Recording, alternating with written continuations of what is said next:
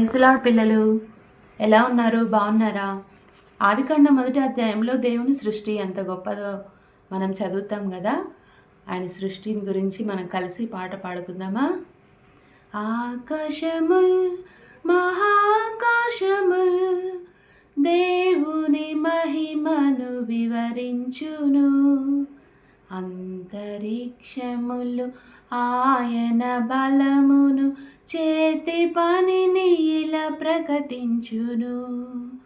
భాషలు లేకున్నా, ఏ మాట